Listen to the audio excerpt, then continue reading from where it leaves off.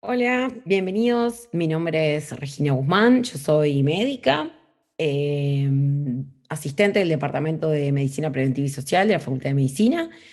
Tengo una maestría en ética realizada en el Departamento de Salud Colectiva de la Universidad de Brasilia y actualmente finalizo mi posgrado en epidemiología.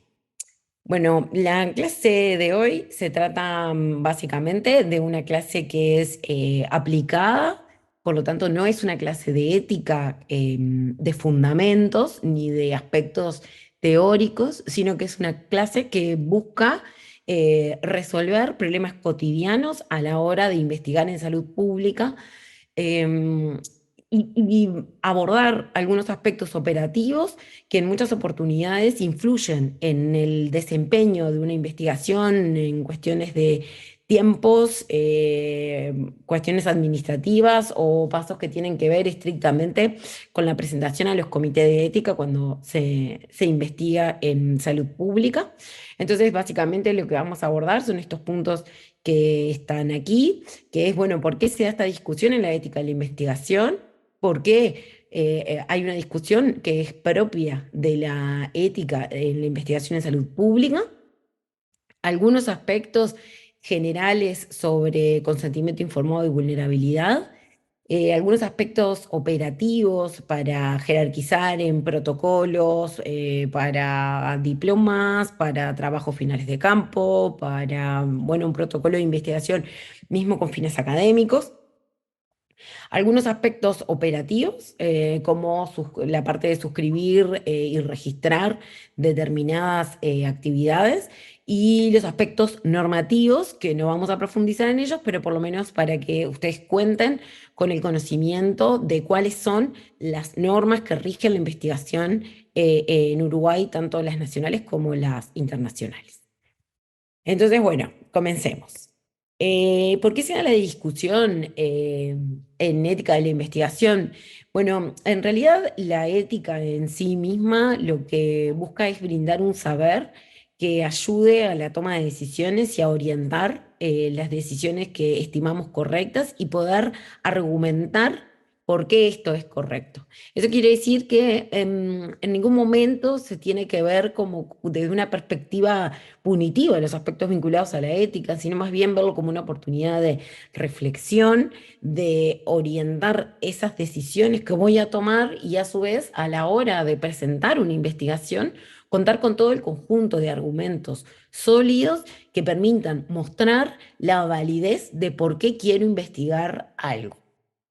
Entonces, tendríamos que plantearnos en primer lugar a la hora de pensar en una investigación en el área de la salud pública como disciplina, eh, en el por qué hacemos esto. Es decir, quiénes son las personas que se benefician, por qué estoy investigando esto, cuál es el objetivo de lo que quiero hacer.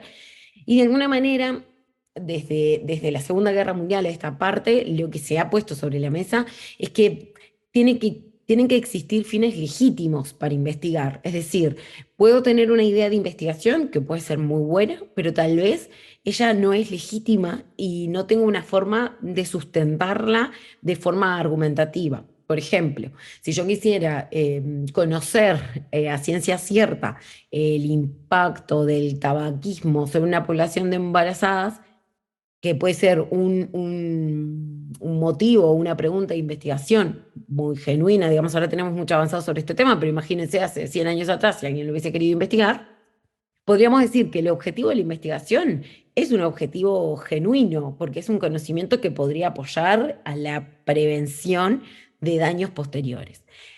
Pero lo que pasa es que no tiene un valor legítimo, por ejemplo,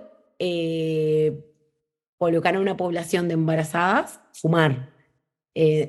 No sé si me explico ahí en que se puede hacer esa división entre lo que tiene que ver con el interés legítimo del investigador y después cuáles son todos esos caminos que se van a tomar para investigar. Y eso es lo que tiene que revertir o lo que tiene que revestir de coherencia entre los objetivos, las formas y la legitimidad de lo que quiero hacer. dentro de esto se plantean como primeras, como máximas, ¿no? Aspectos vinculados a la sinceridad de los fines de la investigación. Es decir, se estima o se pretende que el investigador sea sincero, que esto esté marcado por la honestidad e inclusive, sean cuales sean los fines de una investigación, lo importante sería comunicarlo. Eso quiere decir que, bueno, por ejemplo, una investigación que tiene fines comerciales, en realidad no pasan por allí los juicios éticos, sino que pasan por el transparentar, por el decir exactamente quiénes son los interesados, cómo van a participar, cuáles son sus colaboraciones, cuál es el objetivo último de la investigación y si hay alguien que se beneficia con esto. Dentro de eso hay una cantidad de cosas como el conflicto de interés y otra cantidad de aspectos que son relevantes a la hora de pensar aspectos operativos de la ética de la investigación que alcanzaría con que sean plasmados y transparentados como para que las personas que lean la investigación que realicen o el protocolo que realicen o el comité de ética que vaya a evaluar su protocolo pueda considerar alguno de estos aspectos, como la capacidad o el argumento con el que ustedes justificaron su investigación, si utilizaron algún tipo de orientación ética como para justificar su trabajo, para qué, cuál es el objetivo, cuál es la metodología, cómo lo piensan hacer y cómo lo van a financiar. Y eventualmente tendrá una devolución si cumplen con todos estos requisitos o si a alguno les falta, bueno, podrán tener una devolución, por ejemplo, un comité de ética. Y hay que entender que de esto no hay nada negativo en que un comité de ética dé una devolución.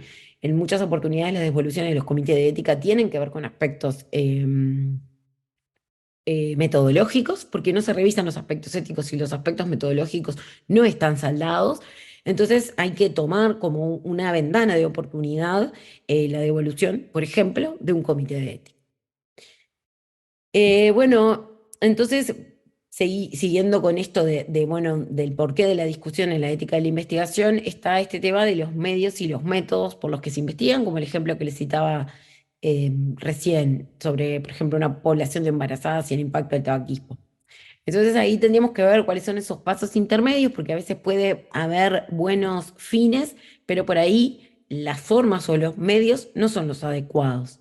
Hay que pensar ante todo si es apropiada la metodología de investigación que proponemos para lo que se quiere conocer y tomar en cuenta de que los medios, es decir, no solo los fines tienen que ser los ideales, sino los medios y la forma en la que investigamos tiene que ser legítima. Entonces, bueno, ha sucedido, digamos, en el área de la ética más clínica, de la relación médico-paciente, estas cosas ya están muy saldadas, pero ha costado mucho en áreas como la biomedicina o las ciencias sociales, donde en una primera instancia no se identificaba que existía un conflicto ético. Y en la actualidad, tanto la biomedicina, la clínica, como en las ciencias sociales, todas tienen aspectos más o menos relevantes que deben de tomar en cuenta, inclusive hasta cuando no hay una intervención. Entonces, bueno, ¿cuáles serían los principales problemas que se identifican en la investigación en salud pública? Y bueno, en primer lugar, el consentimiento informado, que ahora más adelante vamos a ver algunos aspectos generales. Por otro lado, ¿cómo se seleccionan los sujetos? Es decir, ¿quiénes son las personas que forman parte de mi investigación? Bueno, ¿por qué seleccioné esas personas? ¿Cómo las seleccioné? ¿Es en un determinado lugar o que es por una cuestión como de facilidad y de conveniencia, ¿no? Como para la selección de la muestra? ¿O es en otro? ¿Hay alguien que se ve poco beneficiado por esa elección que nosotros hacemos? Es como alguna de las preguntas que rondan a la selección de los sujetos. Después hay aspectos que han sido ampliamente criticados por la divulgación selectiva de la información. Esto está vinculado a que cuando los resultados de las investigaciones no son los que esperamos, en muchas oportunidades ese conocimiento no se divulga y en realidad la idea de la divulgación de la información se trata de que sea tanto la información que era la que esperábamos, es decir, cuando la investigación sale como queríamos, pero cuando encontramos resultados que no eran los que esperábamos, o una hipótesis o una pregunta de investigación no puede confirmarse, la divulgación de esa información es de mucha relevancia, porque al menos piensen que estamos evitando que otros investigadores cometan por ahí el mismo error que nosotros cometimos, o el mismo problema en el diseño, o algunos aspectos que es importante comunicarlo, porque serían como cosas que ya están resueltas. Entonces es como una construcción al conocimiento, el divulgar lo que salió bien en la investigación y lo que salió mal también. Hay aspectos vinculados tanto a la investigación clínica como a la investigación en salud pública sobre la influencia indebida, es decir, qué es lo que se ofrece a cambio de la participación. Y a su vez esto se relaciona mucho con el punto que está debajo, que es la influencia participar. Tiene que quedar claro que hay distintos, tipo, son dos aspectos bien distintos de lo que es una influencia indebida, que es decir, es como una forma intencionada que mediante alguna herramienta, dispositivo, beneficio o lo que sea, yo genero una influencia que no debería de hacer para que las personas participen. Por ejemplo, como ofrecer algo a cambio de que alguien participe. Y otra cosa es la influencia a participar, que eso se tomaría más como el, tipo, realizar alguna actividad como para facilitar que los sujetos participen de mi investigación. Bueno, después algunos de los problemas identificados grandes, que tal vez muchos de estos los tengan en cuenta, son los vinculados a la confidencialidad, es decir, no está mal utilizar, es decir, no es que está ni bien ni mal visto el utilizar información. Puede haber información que identifica a las personas, pero radica la solución ética en describir de forma muy precisa cuál va a ser el trato que se le va a dar a esa información. Y acá es donde, bueno, llegan estos aspectos de confidencialidad. Estas denominaciones fueron extraídas de una presentación que hizo la profesora Delia Sánchez, donde clasifica las fuentes de información como, por ejemplo, la información que no tenemos capacidad de relacionar, es decir, una información que está completamente anonimizada, pónganse como ejemplo, estudiar las bases de datos que se encuentran disponibles en el Ministerio de Salud Pública, en los portales de transparencia, bueno, ahí hay muchos datos y no tenemos ninguna manera de poder relacionar eso con las personas. Después está la información que no es anónima. Y dentro de la que no es anónima hay dos formas. Una es que podemos pedir que nos anonimicen la información para no tener contacto con la identidad de las personas. Para eso vamos a necesitar de un intermediario, que en muchas oportunidades puede ser el Departamento de Sistemas de Información o la Dirección de Sistemas de Información del lugar o del prestador o inclusive del Ministerio de Salud Pública, donde les podemos solicitar que anonimicen esos datos. Y después está la información, pero esta información cuando uno solicita que lo anonimice, tiene que quedar claro que sí es una información que es posible vincularla, porque hay alguien que está realizando este procedimiento. En el caso de y también está la investigación que, bueno, directamente no es anónima y no se solicita que lo sea. Entonces, bueno, estamos en conocimiento de nombre, la cédula, el lugar de residencia y muchas características de las personas. Por lo tanto, habitualmente, aparte de suscribir a la confidencialidad, ustedes van a tener que escribir muy bien cuál es el trato que van a hacer de esos datos y cómo van a pedir el consentimiento a las personas para utilizar su información. Es decir, que la información de personas esté contenida en fuentes digitales de información no retira de la mesa el que tengamos que pedir permiso. Em, que la fuente se encuentre en el formato dato no nos exime a nosotros de solicitar los consentimientos, principalmente cuando las personas pueden ser identificadas. E inclusive cuando estimamos que no se va a generar ningún tipo de daño por la investigación que estamos realizando, también debemos hacerlo porque no está centrado el pedir consentimiento solamente sobre el daño, sino que se centra sobre es como una perspectiva de respeto por las personas y dado de que vamos a utilizar su información que le pertenece, no se basa a pedir el consentimiento informado si hay intervención o si hay daño, se basa a pedir el consentimiento informado en que es un gesto de respeto que realizamos los investigadores cuando queremos que las personas nos faciliten su información. Entonces, bueno, la epidemiología tampoco se mantuvo exenta de todo esto, entonces de forma rápida, bueno, nada, podemos ver la epidemiología, acá está en epidemiología porque esto está extraído de las normaciones, que les recomiendo las lean porque son normas bien aplicadas para para investigar en salud pública y en epidemiología, pero bueno, la epidemiología básicamente trata de ver problemas de distribución poblacional. Entonces, la investigación en epidemiología tiene como un objetivo el obtener conocimientos que son generalizables, porque serían para toda la población. Entonces, habitualmente utilizamos grupos de personas y esto se escapa de la ética clínica o antiguamente llamada ética médica, sino no, porque es más como la ética de los pacientes con el equipo de salud, dado que acá no es una relación uno a uno, sino que acá estamos hablando de una relación de la comunidad de investigadores sobre grupos de personas y esto tiene otras connotaciones éticas que les son específicas. Por otro lado, si rememoramos sobre aspectos de la ética clínica, podríamos pensar en que, bueno, tenemos que identificar quiénes se benefician de nuestra investigación. Y bueno, tendríamos que pensar que las investigaciones en epidemiología, quienes se benefician es toda la sociedad. Por lo tanto, ya no es un grupo específico de personas que tienen una patología o que tienen una condición, sino que lo que se puede investigar en salud pública habitualmente puede tener el objetivo de amplificar los beneficios para que sean poblacionales. Y eso también es una particularidad bien interesante de este tipo de investigaciones. Y bueno, y a su vez, no importa cuál sea el diseño metodológico que se elija para investigar en salud pública, porque en realidad todos ellos, cuando son investigaciones con seres humanos o cuando son los datos de las personas, eh, van a correr las mismas reglas, excepto que las bases sean completamente anónimas y públicas. Entonces, bueno, hay algunas situaciones particulares que se vieron identificadas a las cuestiones que tienen que ver con la investigación en salud pública.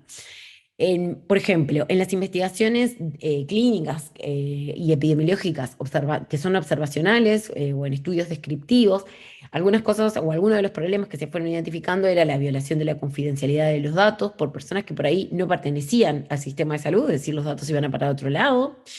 Esto tiene mucho también que ver cuando a veces se piden datos para una cosa y se pide el consentimiento y después le vamos dando tratamientos secundarios, terciarios o cuaternarios a la misma fuente de información sin haber pedido esos consentimientos apropiados. Entonces, la confidencialidad de la información se puede ver amenazada porque después se hacen investigaciones secundarias, terciarias y las que sean a través de una misma fuente de información por personas que no eran los investigadores originales. Entonces, bueno, hubo problemas, bueno, vinculados a determinadas enfermedades sobre poblaciones vulnerables que generaron muchos problemas de cuáles eran los beneficios posteriores a investigar. Es decir, no era solamente investigar a nivel de la población, sino era poder identificar que las personas que participan puedan obtener beneficios posteriores a la investigación y no que solamente el beneficio esté centrado en la intervención, porque eso de alguna manera es como, se podría denominar, bueno, como utilitarista en el sentido de que se utiliza a la persona cuando se necesita y una vez se confirma, por ejemplo, que un tratamiento es bueno, que un factor de riesgo está identificado, el no hacer nada después por esa población para darle garantías de que de lo que colaboró va a ser adecuadamente utilizado para su propio beneficio, también fue uno de los problemas que se han planteado arriba de la mesa en el área de la salud pública. Bueno, después hay temas vinculados a la transculturalidad, a las diferencias de creencias que podría haber desde una comunidad indígena en el interior de Brasil, una comunidad en el Medio Oriente o una comunidad del norte no sé, de Noruega. Digamos, tienen cuestiones culturales que son distintas, entonces a veces estas normas éticas y estos procedimientos no son iguales para todos y no revisten de la misma importancia para las personas. Y también, bueno, hay aspectos que tienen que ver con, bueno, los temas vinculados a los principios de cada comunidad, que a veces no es esto aplicable a otras comunidades o a otras personas, y esto genera, bueno, en realidad en varios momentos esto ha generado como muchos conflictos de interés entre los propios epidemiólogos. Entonces, bueno, estos problemas que no tenían una fácil resolución porque en realidad no podía, estos problemas, los problemas de la salud pública, es muy difícil que puedan ser abordados por los cuatro principios de la ética biomédica encontraron de alguna manera una solución y un respaldo en las recomendaciones internacionales para la revisión ética de los estudios epidemiológicos, que son las normación, y complementaron algo que no era posible abordar desde la perspectiva de los cuatro principios: autonomía, beneficencia, no maleficencia y justicia. Entonces, bueno, estas pautas SIOMS dejaron aspectos sentados y antecedentes sobre el consentimiento informado, habla sobre aspectos vinculados a los consentimientos que están dirigidos a una comunidad, dando el valor de la autodeterminación de la comunidad. Eh, en realidad, la idea siempre es conseguir o tener el consentimiento por escrito, pero bueno, el consentimiento informado no solo va de escribir y firmarlo, sin lugar a duda que se escribe y se firma cuando se están utilizando historias clínicas o datos que vienen de la historia clínica o la identificación de las personas, muestras biológicas de toda índole, como muestras de esputo, sangre, tejidos e inclusive de materiales biológicos que se van a descartar. Que se vayan a descartar no significa que estos materiales no pertenezcan a personas, que no dieron en una primera instancia su consentimiento para darlo. Entonces, todo esto está vinculado a la solicitud del consentimiento. Entonces, como decía previamente, no importa si genera un riesgo o si hay un daño. Si no hay ni riesgo ni daño, también es necesario pedir este consentimiento, pero como un gesto de profundo respeto a las personas que nos ceden su información para investigar. Bueno, las pautas SIOMS aportaron lo que tiene que ver con medidas para proteger la confidencialidad de los sujetos que se involucran en las investigaciones, obtener la conformidad de cada persona involucrada en estos tipos de estudios, que en algunas oportunidades requiere de muchas personas, como por ejemplo para estudios de cohorte o de casos controles.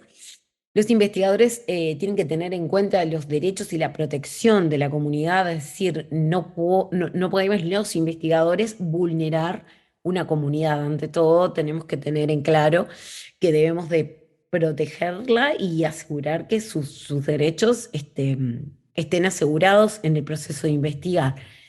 Y a su vez que las personas referentes de la comunidad puedan manifestarse y puedan ser la voz de una voluntad colectiva de una determinada comunidad, e inclusive cuando no quieren que nosotros participemos ni realicemos investigaciones junto con ellos, ¿no?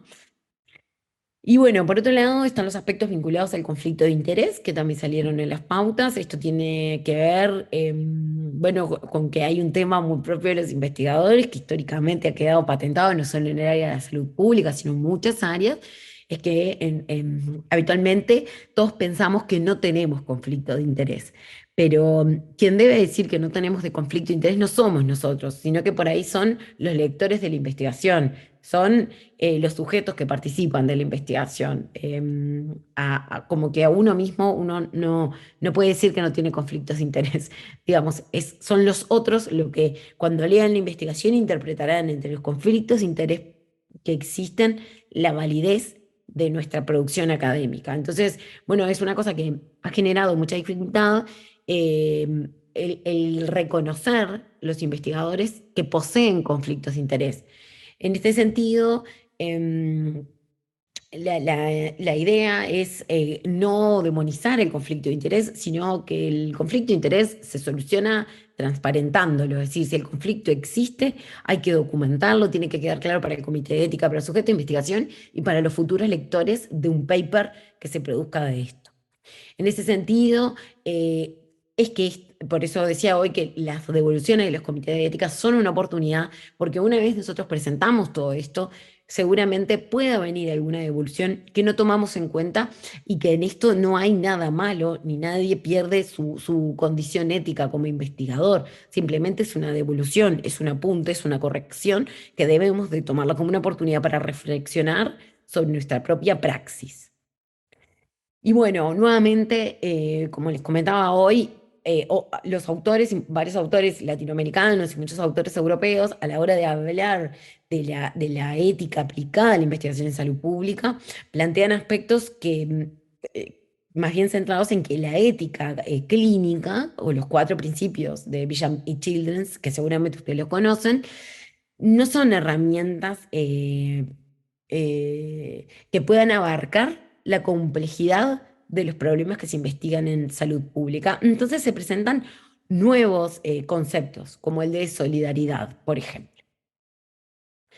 Bueno, sobre el consentimiento informado, bueno, nada, se basa principalmente en que se investigó durante gran parte de la Segunda Guerra Mundial en personas sin pedirle permiso y esa investigación se consideró como no legítima. Por lo tanto, todo lo que se generó en ese momento de investigación no fue tomado en cuenta al día de hoy para la ciencia moderna, por decirlo de alguna forma, dado que los métodos eran de tan mala calidad que no se reconoce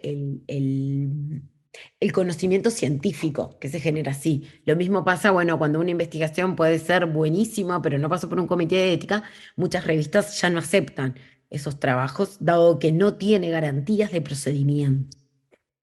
Y bueno, de alguna manera, con el consentimiento informado aparecen estos ideales de autonomía, ¿no? Y de racionalizar, de alguna forma, qué es lo que los sujetos de investigación quieren decidir.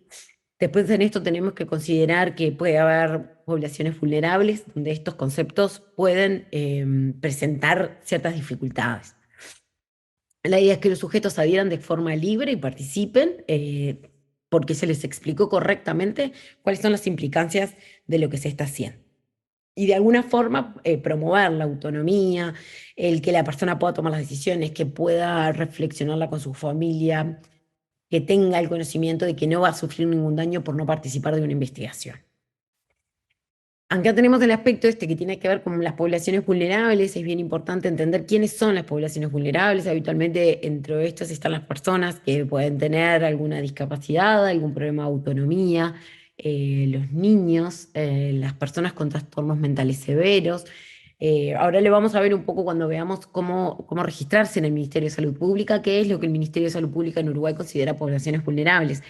Pero en el caso de las poblaciones vulnerables es importante destacar el aumento de la responsabilidad que nosotros como investigadores debemos de colocar sobre la mesa, dado de que cuando estamos investigando en una población que consideramos que por ahí no puede comprender lo que está consintiendo, por poner simplemente un ejemplo, puede haber en ejemplos de vulnerabilidad, pero uno puede ser, por ejemplo, no comprender lo que se consiente, hay una responsabilidad al doble o al triple del investigador de ser el garante de los derechos de esa persona. Entonces, bueno, las investigaciones sobre poblaciones vulnerables tienen un trato especial y tienen una revisión ética mucho más profunda. Y bueno, ¿y qué es lo que pasa por acá? Algunos aspectos, por ejemplo, cuando van a presentar un protocolo o un trabajo final de campo.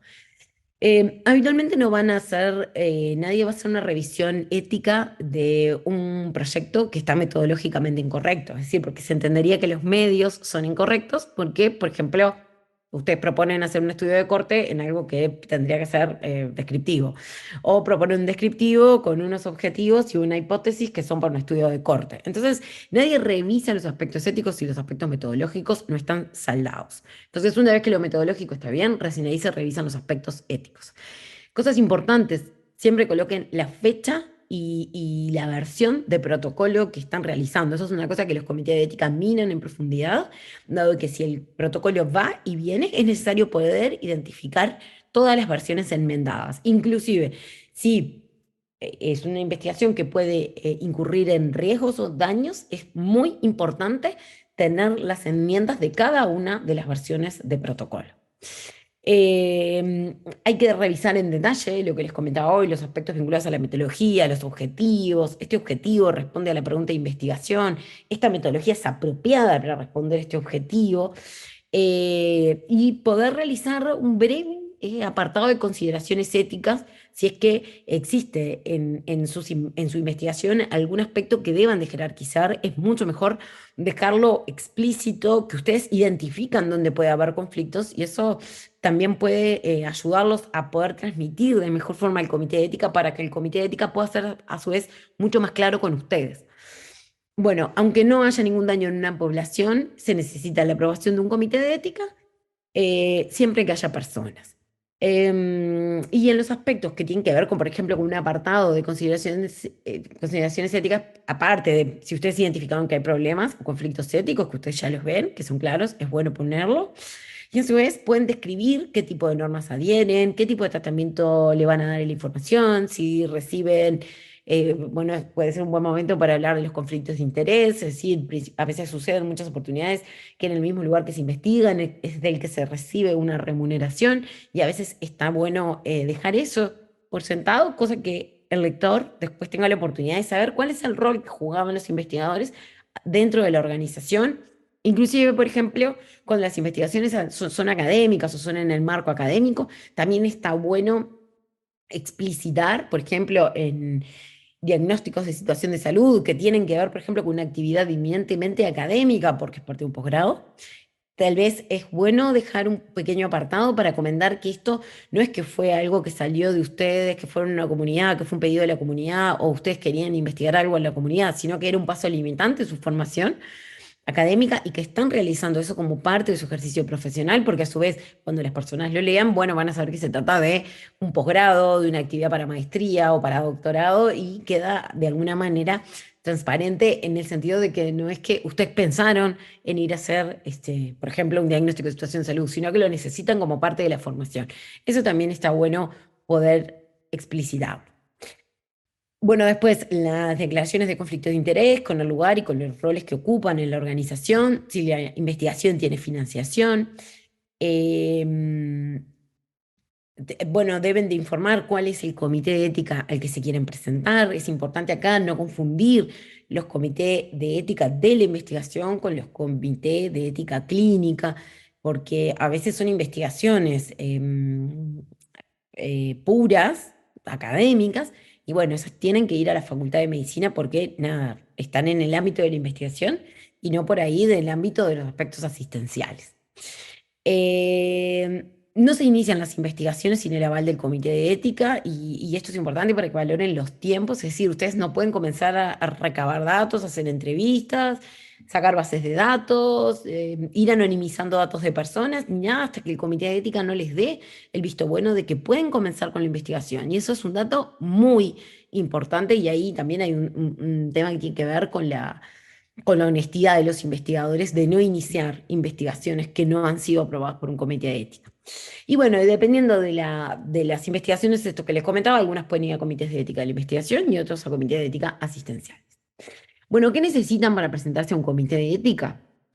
Bueno, son algunos pasos importantes a tenerlos todos en cuenta y a tenerlos como anotaditos en carpetitas para que estas cosas no falten.